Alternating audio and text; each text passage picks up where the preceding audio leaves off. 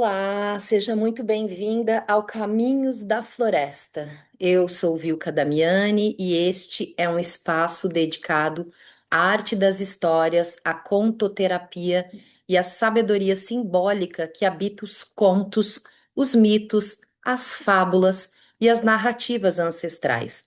Antes de começarmos, eu quero falar um pouquinho sobre o Caminhos da Floresta. Caminhos da Floresta é uma das trilhas de negócio ou das trilhas de aprendizado da Escola do Vicejar. E lá nós trabalhamos como um laboratório de linguagem simbólica aplicada.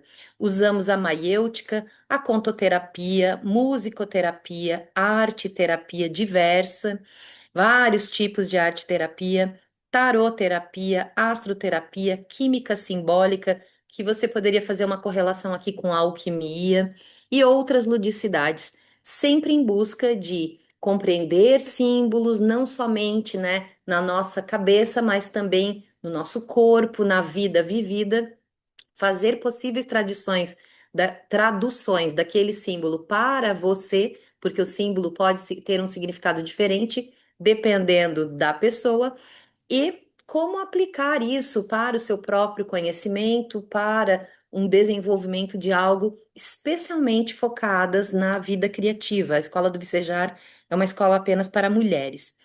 O Caminhos da Floresta é essa trilha de aprendizado que é composto, ela é composta de diversas raízes, tá? Esses estudos que nós fazemos em linguagem simbólica estão mais ou menos divididos por arquétipos, mesmo que de alguma maneira eles acabem se encontrando, né, se interseccionando em algum ponto. Então, nós temos o Raízes Profundas, o grupo que estuda o arquétipo da mulher sábia. Então, nós usamos diversas bibliografias para entrar em contato com histórias que falam dessa mulher mais velha e sábia e que tem ensinamentos a nos passar. E aí a gente usa aqui normalmente a contoterapia sempre, né? E mais arte-terapia. O Raízes Selvagens é um outro grupo que estuda o arquétipo da mulher selvagem. Aqui a gente usa basicamente mulheres que correm com os lobos e alguns complementos também, tá? O Raízes Telúricas, a gente estuda os arquétipos da roda do ano celta e o tarô da floresta selvagem. Aqui temos bastante linguagem simbólica para avaliar imagens, significados, tradições ancestrais, né, e rituais também. Raízes cósmicas, estudamos os arquétipos da astrologia. Aqui a gente trabalha também a astrologia de maneira simbólica, tá? Raízes místicas, estudamos arquétipos da mitologia, das diversas mitologias, com foco nas deusas. Então, nós trabalhamos com diversas culturas diferentes, porque queremos sair do óbvio também, entrarmos em contato, expandirmos a nossa consciência e acabamos fazendo, sim, correlações entre elas, porque muitas delas são de alguma maneira equivalentes. Trabalhamos com as deusas africanas, com as deusas ameríndias, né, povos nativos da América, asiáticas, astecas, que também são ameríndias, né, celtas, greco-romanas, gregas e romanas, não trabalhamos junto, mas eu juntei aqui só para ficar mais fácil no texto, indianas, nórdicas, polinésias, também são asiáticas, mas a gente faz essa separação, entre outras, tá? Esse é um grupo permanente que a cada mês se dedica a uma deusa. E o nosso objetivo é esse resgate dessa face do feminino sagrado em nós. E aqui também trabalhamos, claro, trabalhamos contoterapia, mas também trabalhamos arte, né? E as raízes rítmicas que vão falar da linguagem simbólica do I Ching ou I Ching, né? Eu sei que o certo é correto dizer é I Ching, mas acho que a maior parte das pessoas acaba conhecendo como I Ching. Yin, Yang, o Tao, os elementos, né? Os elementos. E aí a gente está falando mais de uma tradição ancestral chinesa. Então, só para deixar claro para vocês, esse podcast vai ser focado em contoterapia, histórias, contos de fadas, outros contos, mini contos. Esse podcast, o ano passado, eu comecei a fazê-lo e eu acabei interrompendo, né? Quando algo não me parece certo, eu interrompo mesmo, eu não tenho compromisso com o erro. Se eu não me engano, acho que foi o Juscelino Kubitschek ou alguém assim que disse: eu não tenho compromisso com o erro, eu costumo voltar atrás sim. Eu voltei atrás e me planejei, me organizei, organizei na minha cabeça, organizei materialmente, né, no tempo, no conteúdo, e agora então ele volta com esse nome, que é o mesmo nome da trilha, onde a gente dedica a contoterapia dentro da escola, tá? Então vamos aí respirar profundamente e vamos pensar um pouquinho, né? Vamos começar já tentando usar a nossa imaginação, né? Vamos pensar, eu não sei o que que vocês vão estar fazendo nesse momento, talvez você esteja caminhando, ou esteja dirigindo, organizando a casa, ou buscando um momento de pausa.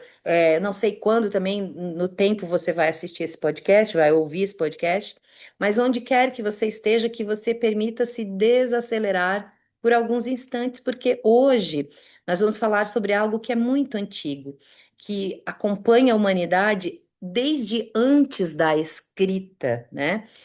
Pelo menos da escrita da maneira como a gente conhece alfabetos, né? É algo que atravessou gerações, atravessou povos, atravessou culturas e também continentes. É com certeza algo mundial, né? Nós vamos falar sobre histórias e sobre o misterioso poder que elas têm de nos transformar. Então, muito antes da psicologia existiam histórias. Se nós voltássemos milhares de anos no tempo, não encontraríamos consultórios, né? Não, nem livros de autoajuda ou cursos de desenvolvimento pessoal. Mas sim, nós encontraríamos rodas ao redor do fogo, encontraríamos anciãs contando histórias e avós narrando memórias, xamãs transmitindo mitos, mulheres que ensinavam através de contos. As histórias eram uma das primeiras tecnologias humanas de transmissão de conhecimento. Então, por meio delas, as pessoas aprendiam sobre os perigos, sobre o amor, sobre a coragem, sobre a perda, sobre o pertencimento, sobre transformação. Porque uma comunidade, ela não entregava um manual para os seus jovens, ela entregava os seus conhecimentos em histórias.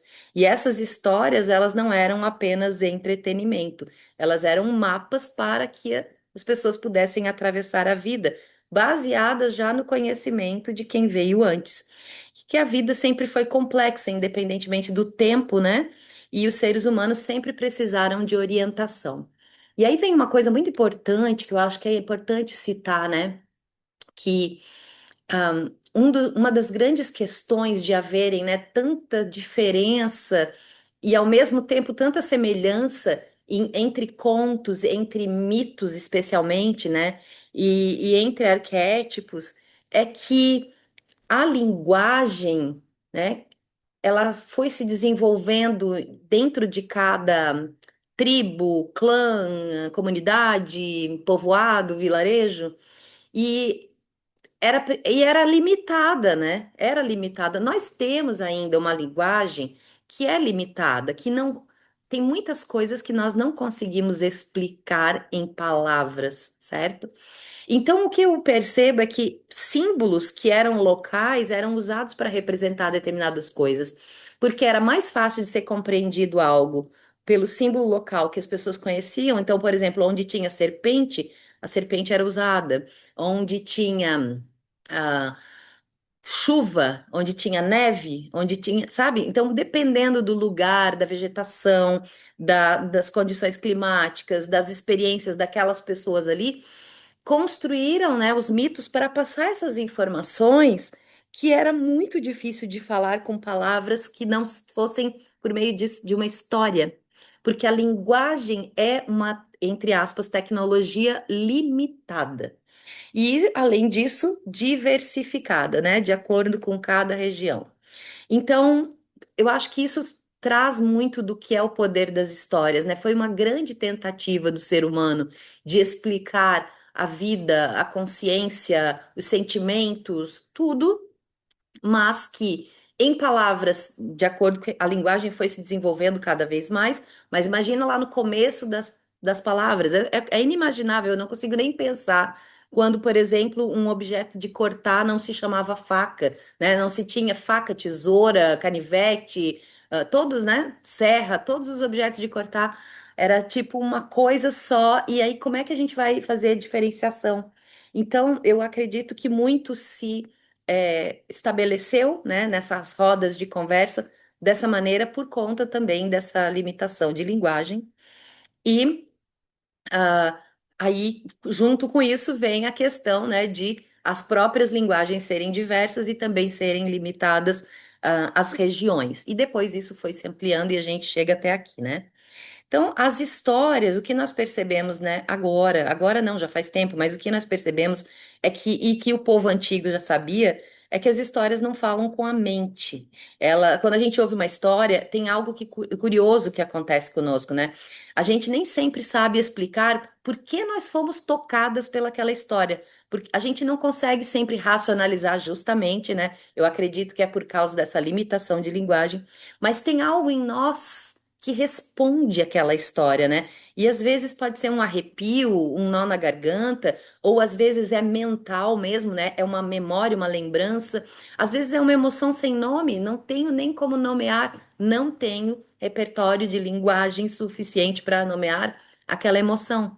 E isso acontece porque as histórias elas não falam apenas com a mente racional, né? Elas falam com aquilo que os estudiosos chamam de imaginação simbólica. E a imaginação simbólica é a linguagem da alma, né? Ela não é lógica, ela é viva e ela depende daquele momento, ela depende da minha presença, né? Ela não entrega respostas prontas, ela desperta em nós perguntas. Então, um conto, ele não vai nos dizer faça isso, por mais que um conto tenha um mapa ou uma moral. Ele diz, o conto em si somente, ele apresenta lá uma floresta, um lobo, uma estrada, uma velha, uma torre, uma chave. E nós é que precisamos percorrer esse caminho e fazermos as diversas traduções dos diversos símbolos, ou daquele símbolo que ficou, né, mais forte em nós, que nos tocou mais. Nós é que vamos fazer isso. Então é tão lindo que a história possa ser, ao mesmo tempo, universal e, ao mesmo tempo, né, particular, individual. Claro que nós precisamos falar sobre o que é um símbolo, né? Então vamos imaginar uma floresta, mas não uma floresta real, uma floresta que está dentro de uma história, né? E vocês já se perguntaram por que que tantas histórias acontecem numa floresta? Né? Tantas e tantas histórias, era um vilarejo, do lado tinha uma floresta, né? Por que isso? Porque a própria floresta, ela é um símbolo. Ela representa, quando pensamos em floresta, aquilo que vemos aparentemente, mas desconhecemos em detalhes, né? Um lugar onde nós não temos controle, um espaço onde a gente precisa abandonar as nossas certezas para descobrir algo novo.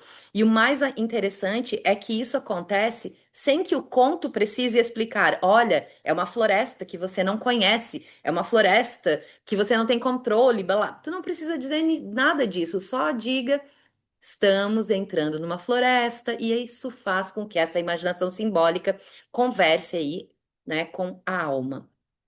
O conto simplesmente mostra. E o próprio símbolo, ele não explica nada, ele revela e ele revela individualmente. Porque se eu sou uma pessoa que vivi na mata, vivi na floresta, abri picadas, vivo na montanha, tenho essa experiência, a floresta para mim é uma coisa, é tipo a minha casa. Se eu sou uma pessoa super urbana, a floresta para mim é outra coisa. Então, ele revela a cada uma de nós, né?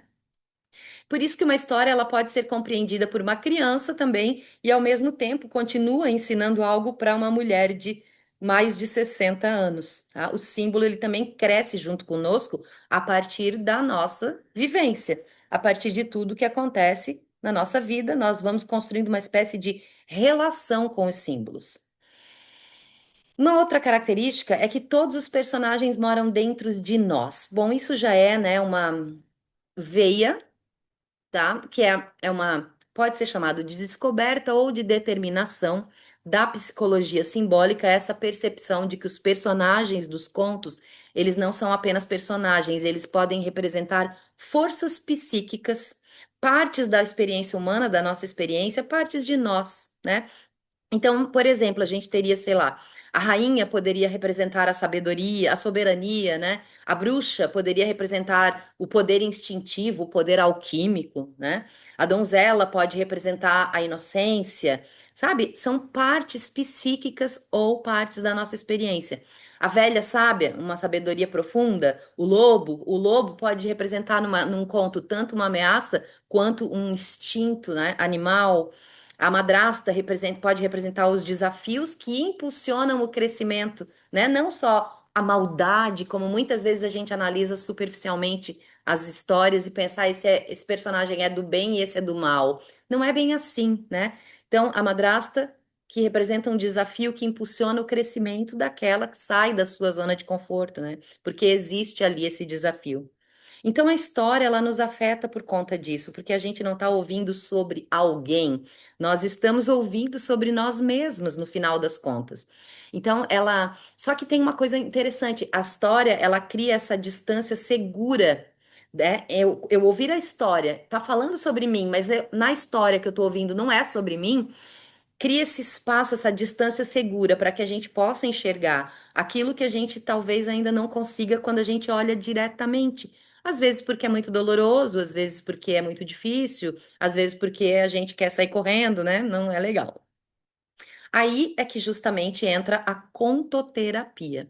Então, é essa abordagem que utiliza as histórias como instrumentos de autoconhecimento, reflexão, né? E transformação, por que não? Mas temos que compreender algo importante, tá? A contoterapia não vai explicar a história para você, né? Ela não busca fazer essa tradução por você. Ela busca permitir que a história trabalhe dentro de você, né? Então, ao invés de a gente perguntar, o que que significa esse conto, esse arquétipo, esse símbolo, ou esse personagem, ou essa cena, né? A gente pergunta: o que que o conto desperta em você? Qual personagem te chama? Qual personagem que te incomoda? Né? Qual parte da história te emociona mais ou te assusta? Porque nós buscamos dentro, né, depois da narrativa, depois da narração, nós buscamos encontrar aquilo que toca as pessoas porque aquilo que nos toca aponta para algo que está vivo na minha jornada, neste momento. Isso é incrível também, porque eu posso escutar uma história hoje, e aí algo vai me tocar nela, e daqui 6 meses, 1 ano, 5 anos, 10 anos, outras partes me tocam. Por quê? Porque o que nos chama, né, o que nós sentimos quando ouvimos, aquilo que fica forte, aquilo que nos emociona de alguma maneira diz a respeito ao nosso momento atual, ao nosso momento presente, algo que está vivo neste momento da nossa jornada. Então é como se o conto se transformasse num espelho, mas também num mapa, porque existe o desenrolar da narrativa, né? E aí falar um pouquinho sobre a floresta como essa metáfora da vida. Algumas pessoas usam o deserto como a metáfora da vida. Algumas pessoas usam o oceano, o céu, né? Eu escolhi chamar, né, esse podcast de Caminhos da Floresta e também esse estudo de linguagem simbólica que nós fazemos na escola do Vicejário de Caminhos da Floresta, primeiro, porque a floresta aparece repetidamente nas narrativas ancestrais, e não é por acaso, né? Na floresta não existem placas, né? Não existe uma linha reta, uma estrada reta, não existe controle absoluto, e a vida também é assim, né? Tem momentos que a gente sabe exatamente onde a gente está, mas em outros parece que é floresta de noite, né? Tudo escuro, confuso, incerto. E é justamente nesses momentos confusos, incertos, que as histórias se tornam as nossas companheiras. Porque, apesar de elas não eliminarem a escuridão, elas oferecem uma espécie de lanterna, né? Elas não caminham por nós, elas não fazem o caminho por nós, a história por si só, mas elas podem caminhar sim conosco, ao nosso lado. Existe uma frase que acompanha o meu trabalho há muitos anos que diz: as histórias sabem coisas que nós ainda não sabemos. E eu acredito profundamente nisso. Uma narrativa tradicional que atravessa séculos, né, que foi lapidada por muitas gerações, carrega a experiência acumulada de incontáveis seres humanos. Então, quando a gente escuta um conto antigo, nós não estamos apenas ouvindo uma história, nós estamos entrando em diálogo, em relação com uma sabedoria coletiva. E essa sabedoria fala conosco através de símbolos, imagens, metáforas, a linguagem da alma. Ao longo dos próximos episódios, nós vamos caminhar juntas por muitos desses territórios. Nós vamos explorar contos tradicionais, mitos ancestrais, arquétipos femininos, histórias iniciáticas. Vamos falar sim de símbolos, de sombras, de transformações e, acima de tudo, vamos falar os caminhos que essas narrativas abrem dentro de nós. E eu vou fechar aqui com uma pergunta para você carregar. Nós teremos 3 episódios em sequência, 3 episódios semanais, e depois nós passaremos a ter episódios mensais. Então, para a próxima semana, eu digo para você pensar qual história nunca te abandonou. Você pode até pensar qual conto, ou qual livro, ou qual mito, ou qual narrativa continua sempre voltando para sua vida, porque ali talvez exista uma medicina, um chamado ou um caminho. Então, observe, escute, permita que essa história fale, né? E muitas histórias, elas são difíceis de compreender, mas elas vêm trazer alguma mensagem. Obrigada por caminhar comigo nesse primeiro episódio, e se esse conteúdo faz sentido para você, compartilhe aí com outras mulheres que também amam histórias e caminhos de autoconhecimento. Até breve!